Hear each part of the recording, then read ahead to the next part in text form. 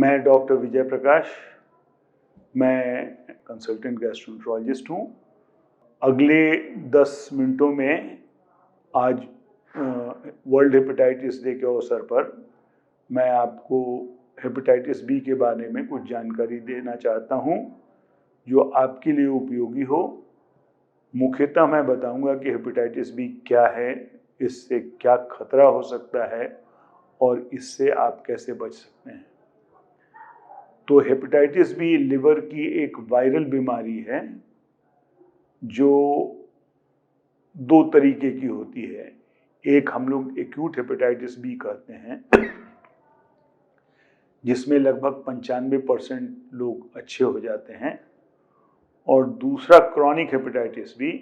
उसका मतलब है कि अगर हेपेटाइटिस बी आपके शरीर में 6 महीने से ज़्यादा है तो उसको क्रॉनिक हेपेटाइटिस बी मानते हैं।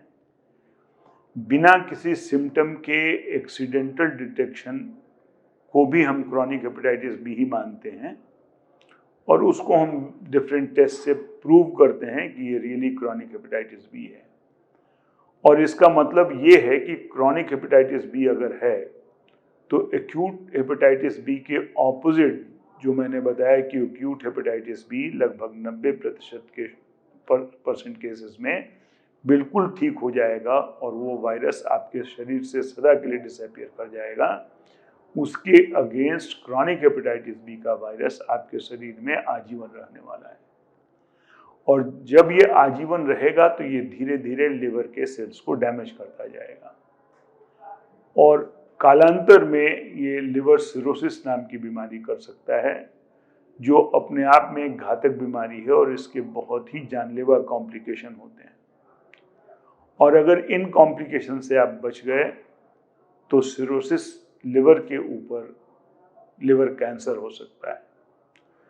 तो मतलब कि अनट्रीटेड, अनकेयर्ड अगर हेपेटाइटिस बी बीमारी है तो वो 10 से 15 सालों में उसमें फेटल कॉम्प्लिकेशन होने ही होने हैं।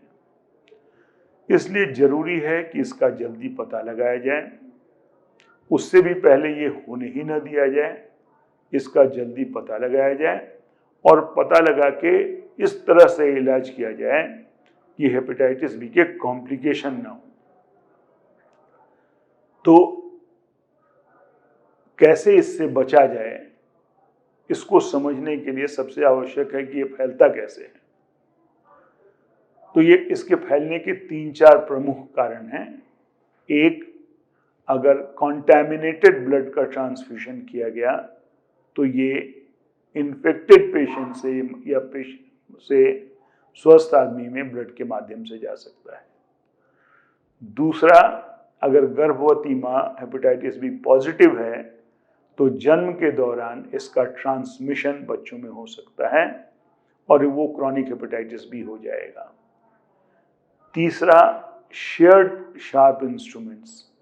अगर ऐसे मेडिकल सर्जिकल इंस्ट्रूमेंट जो प्रॉपर्ली स्टरलाइज नहीं किए गए हों हेपेटाइटिस बी में पेशेंट में यूज़ करने के बाद, और उनका अगर इस्तेमाल स्वस्थ आदमी में किया जाए तो उसको हेपेटाइटिस बी हो सकता है।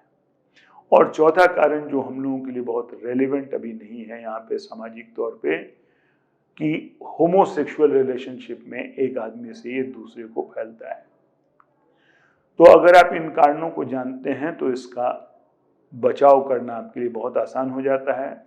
आपको बहुत सावधान रहना चाहिए कि ब्लड ट्रांसफ्यूजन आपको या आपके मरीज को आवश्यकता पड़ने पर ही दिया जाए, और ये इंश्योर किया जाए कि जो ब्लड दिया जा रहा है वो हेपेटाइटिस बी से मुक्त है।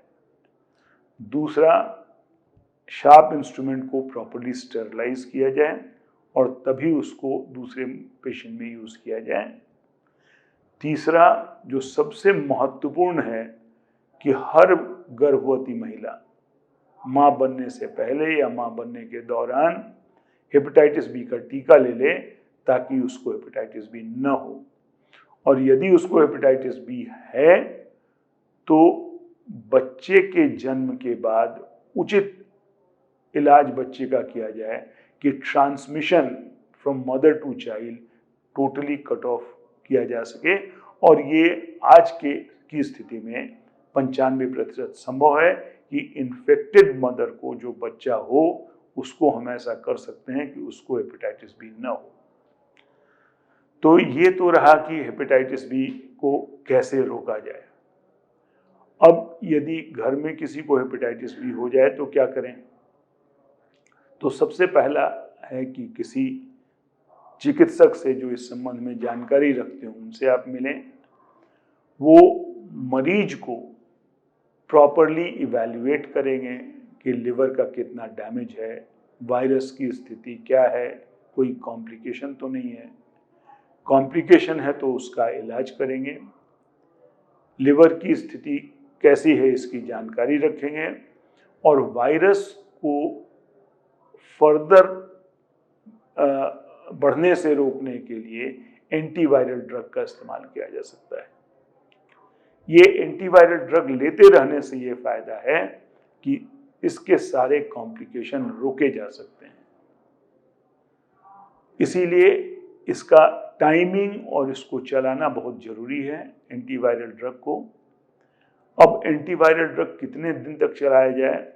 तो आइडियल ये है कि ये लाइफ लॉन्ग चले, और नहीं तो कम से कम इतना दिन अवश्य चले, क्योंकि ये बीमारी अच्छी नहीं होगी, तो इतना दिन अवश्य चले कि वायरस का एडिक्वेट सप्रेशन हो जाए। और घर के सभी लोगों को हेपेटाइटिस बी का, खासकर जो मरीज के क्लोज कांटेक्ट में हैं, हेपेटाइटिस बी का टीका जरूर दिया जाए ताकि उसका पूर्ण बचाव हो सके। ये बहुत महंगा टीका नहीं है और 3 टीके का कोर्स है जो 6 महीने के अंतर पे तीनों टीका ले लिया जाता है और इससे लगभग 95% से ज़्यादा पूर्ण रूप से बचने की उम्मीद होती है। तो आपने देखा कि हेपेटाइटिस बी अगर आपको नहीं है तब आप कैसे बचाव करें, किन सावधानियों को बरतें। अगर हेपेटाइटिस बी आपके परिवार या जान पहचान में किसी को है तो उसका किस तरह इलाज करें और उससे फर्दर प्रोग्रेस आगे किस तरह नहीं होने दें। जैसा आपने महसूस किया होगा कि लाइफ लॉन्ग ट्रीटमेंट की जब हम बात करते हैं तो हेपेटाइटिस बी के कॉम्प्लिकेशन रोकते हैं, हेपेटाइटिस बी को ठीक नहीं करते, तो मतलब ये एक लाइलाज बीमारी है। तो लाइलाज बीमारी का में ज़्यादा जरूरी है कि इसके लिए प्रिवेंशन बहुत पर ध्यान दिया जाए, क्योंकि बचाव ही इसका सही इलाज है। अगर आप इस जानकारी को समझ लेंगे तो हेपेटाइटिस बी के प्रचार प्रसार में कमी आ जाएगी। आज हमारे देश में लगभग 4.8% लोग इससे ग्रसित हैं, तो आप समझ सकते हैं कितने ज़्यादा लोग इससे ग्रसित हैं। इस चेन को अब आगे बढ़ने न दिया जाए। हर आदमी हेपेटाइटिस बी का टीका ले, हर बच्चे को ये टीका दिलाया जाए। ये अब यूनिवर्सल इम्यूनाइजेशन प्रोग्राम में शामिल हो गया है और हर गर्भवती महिला इसको अवश्य ले। वैसे तो आइडियल है कि हर आदमी हेपेटाइटिस बी के लिए वैक्सीनेटेड हो और अपना स्टेटस जाने कि हम वैक्सीनेटेड हैं और नेगेटिव हैं, ताकि इसका आगे प्रचार प्रसार न हो सके। आशा है ये सूचना जो मैंने पिछले 8-9 मिनट में दी आपके लिए और हेपेटाइटिस बी के प्रचार प्रसार में उपयोगी सिद्ध होगी।